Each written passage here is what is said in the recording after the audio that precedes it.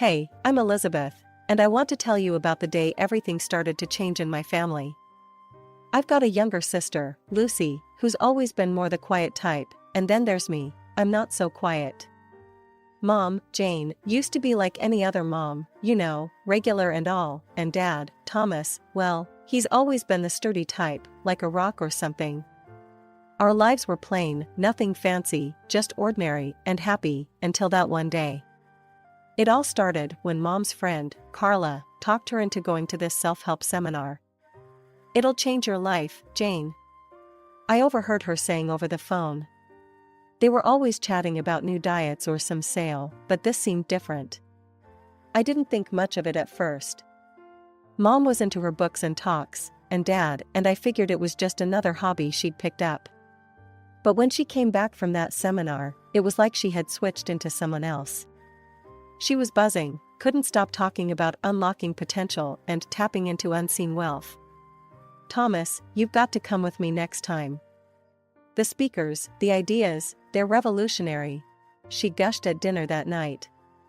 Dad just chuckled, shoving a forkful of mashed potato into his mouth. "Sounds like a load of hot air to me. How much did you say you paid for this?" Mom's face fell a bit. "It's not about the money, Tom. It's about the experience, the growth." "Sure, Janie, as long as it makes you happy. But don't go wasting our savings on every little scheme they sell you," Dad warned, a stern edge to his voice. Things started changing quickly after that. Mom quit her job at the post office, where she'd been for nearly 15 years. "I'm not wasting another minute on that dead-end job. I'm going to invest in opportunities that'll triple our income, you'll see," she declared one evening out of the blue.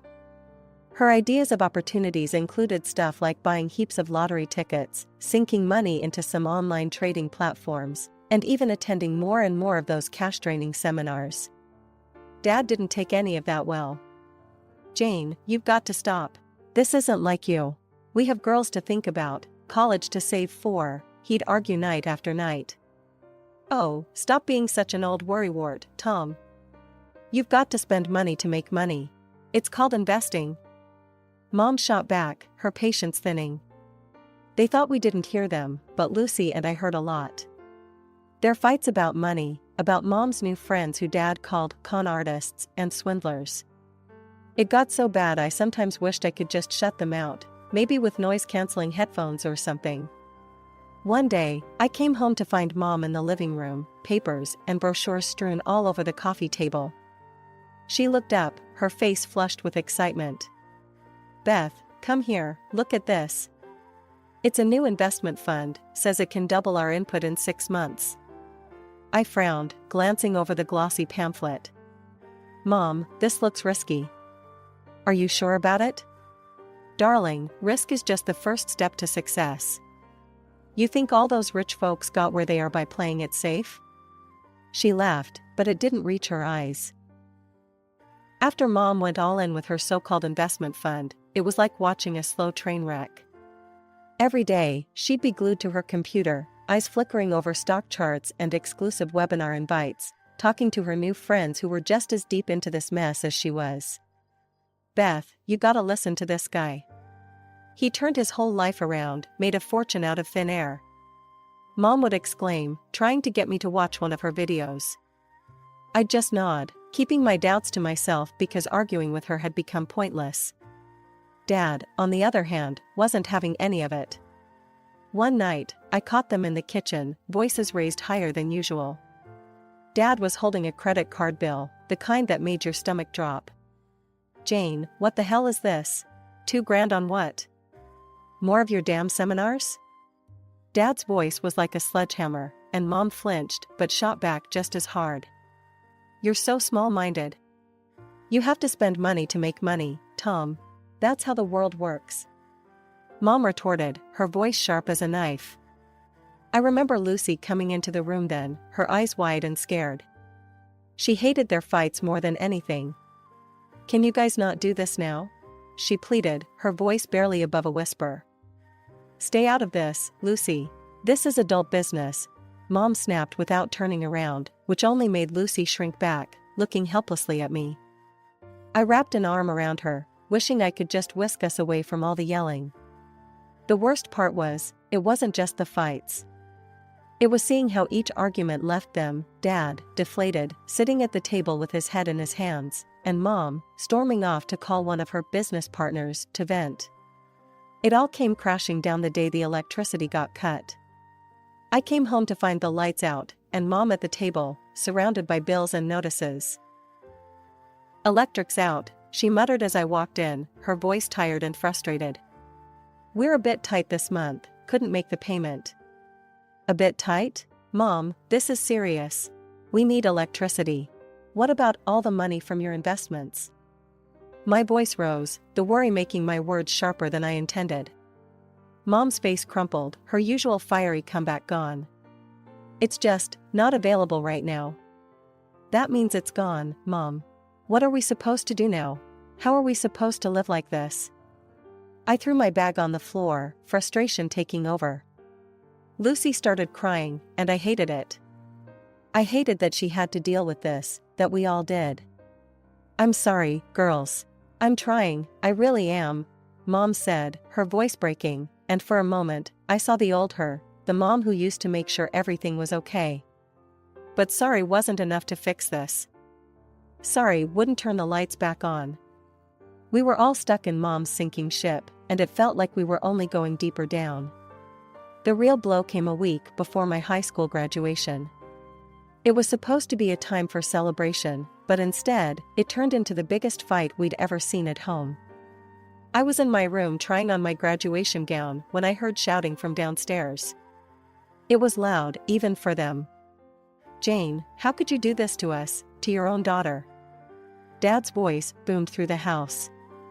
I rushed down, my heart pounding, to find Mom and Dad in the kitchen, papers scattered all over the counter. Mom looked cornered, her face all flushed, while Dad was holding a bank statement, his hands shaking. "What's going on?" I demanded, glancing between them. "Your mother. She took the money, Elizabeth. The money we saved for your college," Dad said, barely getting the words out. The room spun around me.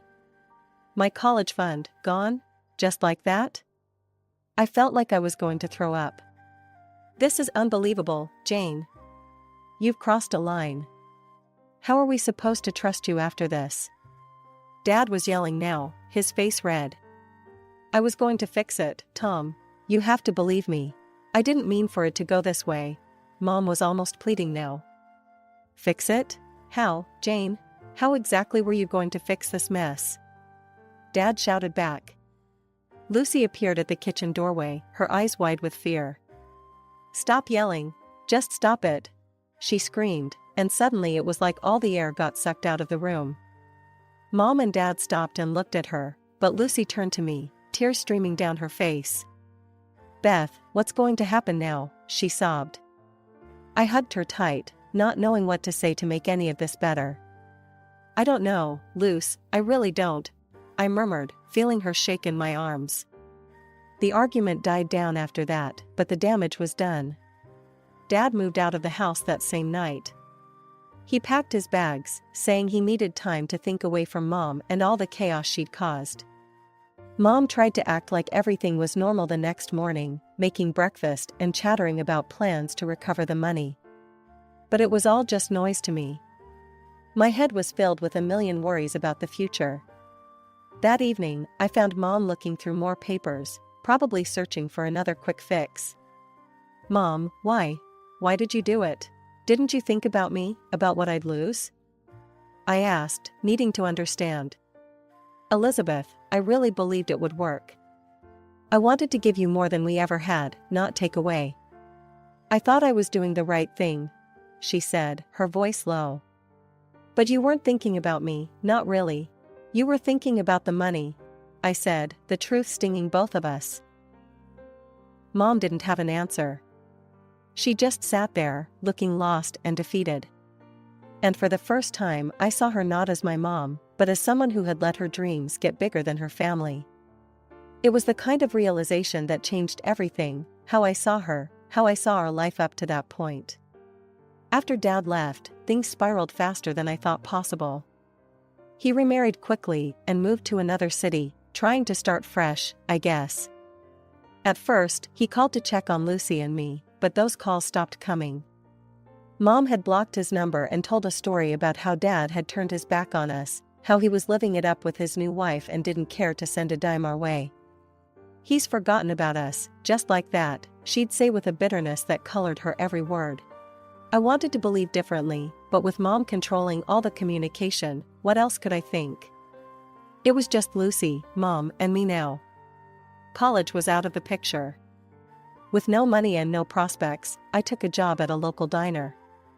It wasn't what I had planned, but dreams had to take a backseat to reality. I was now the one bringing home whatever money I could to keep us afloat. Every paycheck I handed over to Mom, hoping she'd sort out the mess of debts she'd gotten us into. But it seemed like for every step I took to pull us out of the hole, she found a way to dig us deeper. She wasn't working, just constantly hatching new schemes to strike it rich.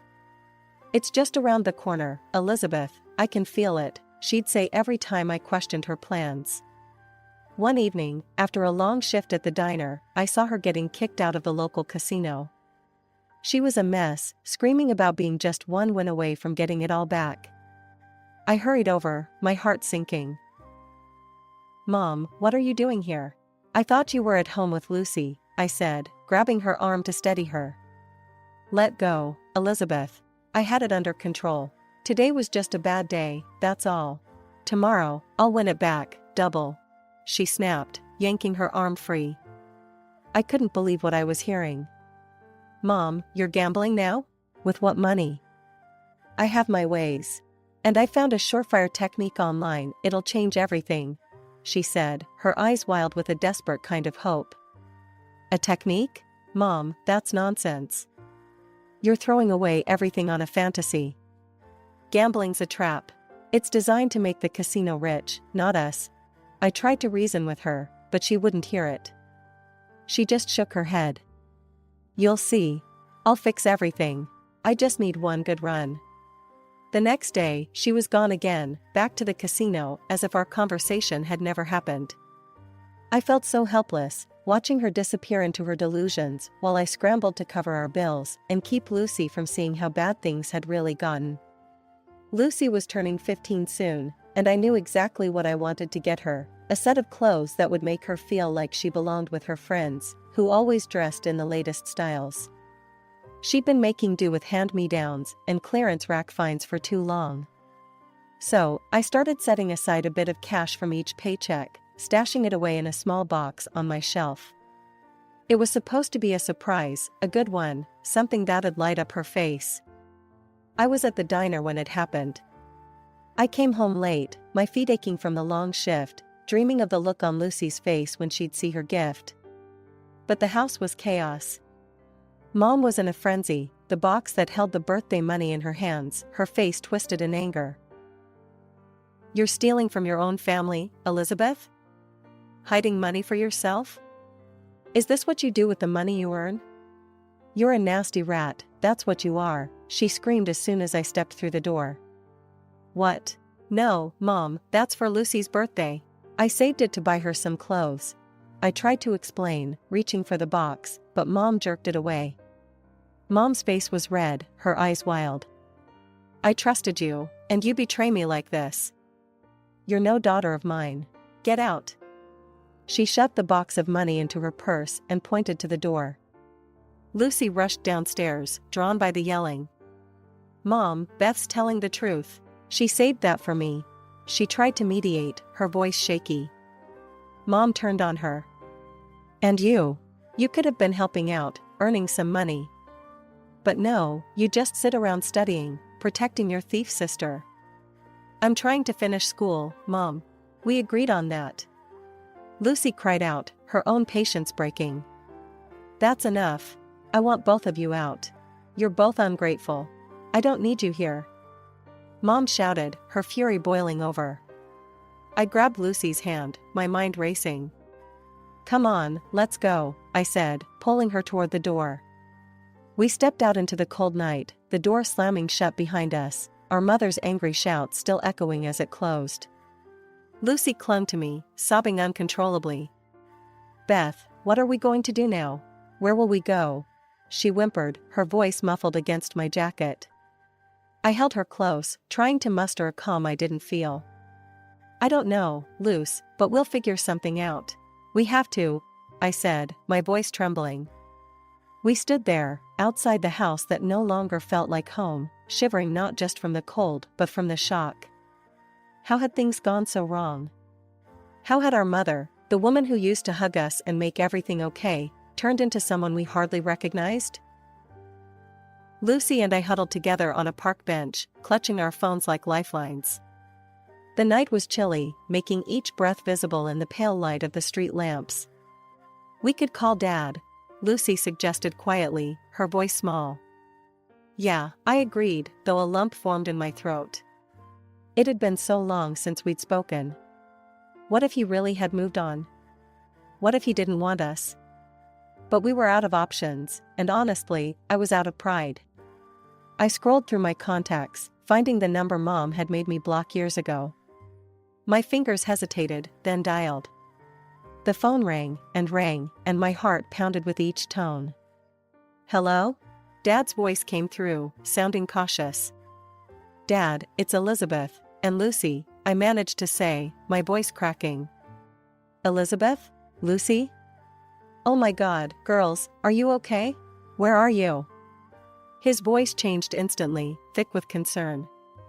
We need help, Dad. Can we come see you? I asked, the words nearly a whisper. Of course, girls. Tell me where you are, I'll send money for train tickets right now, he said without hesitation. Tears welled up in my eyes. Thank you, Dad, I choked out. True to his word, the money came through within the hour.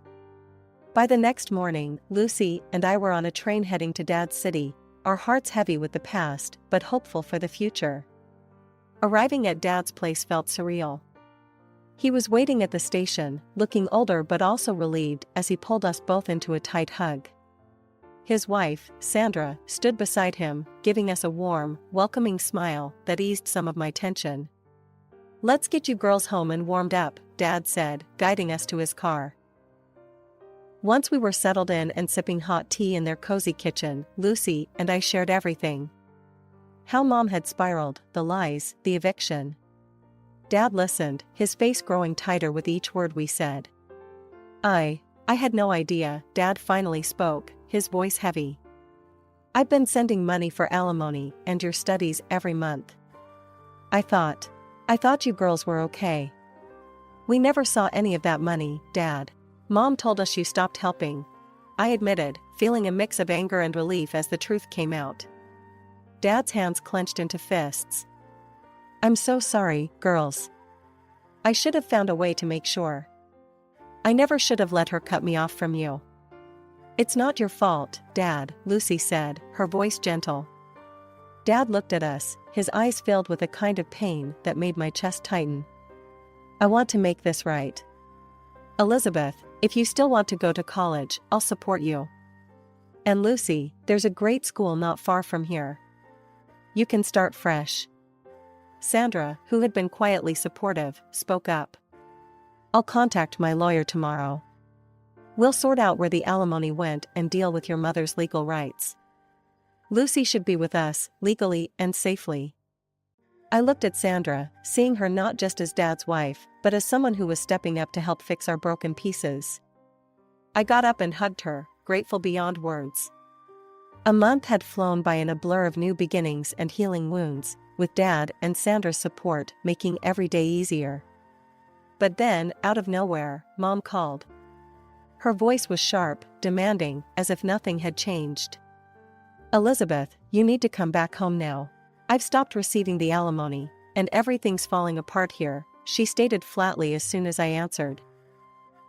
I took a deep breath, steadying my voice. Mom, I'm not coming back. Lucy and I are staying with Dad. There was a sharp intake of breath on the other end. You ungrateful traitors. After everything I've done for you. Done for us? Mom, you lied to us. You used the money Dad sent for yourself. You even kicked us out. We know everything. I shot back, the old pain and anger bubbling up. There was a screech of rage from her, loud enough that I had to pull the phone away from my ear. "Don't you dare speak to me like that. I'm still your mother. Being a mother isn't just about giving birth. It's about being there, and you weren't. I don't want you to call again," I said, and without waiting for a response, I ended the call, my heart racing. Dad looked over from across the kitchen table, his expression one of concern mixed with pride. "You okay, Beth?" "Yeah, Dad, I think I will be. It's just hard, you know?" I sighed, feeling the weight of years lift slightly with each spoken truth. "You did what you needed to do. She has to understand her actions have consequences," he said, reaching over to squeeze my hand. In the following years, life found a new rhythm. Dad officially gained custody of Lucy, who thrived in her new school. I started college, working part-time at a local cafe to keep busy and support myself, a habit hardwired into me. College life was a mix of challenging and exhilarating. I poured myself into my studies, determined to make the most of the opportunity Dad had given me. Graduation day was a blur of joy and tears, with Dad and Sandra cheering the loudest. I had done it, graduated with honors and a job offer in hand. I moved into a small but cozy apartment, enjoying the independence I had fought so hard to gain. Lucy was now in college too, following her passion for graphic design. We were both grateful, so incredibly grateful, for the new life Dad and Sandra had helped us build. 2 years flew by since I'd graduated from college. Life had settled into a comfortable rhythm. I had a good job that challenged me, and Lucy had just tossed her own graduation cap into the air. Then, one afternoon as I was sorting through emails at work, my phone buzzed with a number I didn't recognize. Curiosity overcame caution, and I answered. "Elizabeth, it's me," came the all-too-familiar voice, frayed with desperation. "Mom?" My heart sank, a mix of old wounds and wary concern bubbling up. "I need your help. I've lost the house, and I owe the bank more than I can ever pay back. I'm on the streets, Elizabeth. You have to help me," she pleaded, her voice cracking. The news hit hard, but years of distance had given me perspective. "Mom, I can't send you money. But I can help you get treatment for your gambling. There's a place not far from here that..." Her response was a string of obscenities, each word sharper than the last. "You ungrateful trash. You think you're better than me now, huh? Too high and mighty to help your own mother? Mom, please try to understand. I'm offering real help. Gambling has destroyed enough, don't let it destroy you completely," I pleaded, hoping for a sliver of reason. "Save it. I don't need your charity or your lectures," she spat out, and then added, "You'll regret this, Elizabeth." I took a deep breath, steadying my shaking hands. "I hope someday you'll see this was for the best. Take care, Mom." Without waiting for another barrage of vitriol, I ended the call and blocked the number. My heart pounded painfully against my ribs, not out of fear, but out of finality. Back home, I slumped on the couch, feeling drained. Lucy came over, holding 2 mugs of tea, having heard the tail end of the conversation. "She called you again?" Lucy asked, handing me a mug. Her brow furrowed in concern. "Yeah. It was bad, Luce. She's lost her house, is in debt, and still, all she wanted was money to gamble away," I explained, the weight of the call settling around us. Lucy sat down beside me, her presence comforting. "You did the right thing, Beth. We can't drown with her," Lucy said softly, her voice steady and sure. Her words echoed in my mind. "We can't drown with her." It was harsh, but true. I looked at my sister, her maturity and understanding a stark contrast to the chaos our mother brought into our lives. "You're right, Lucy. It's time to really let go and move forward," I affirmed, feeling a resolve strengthen within me.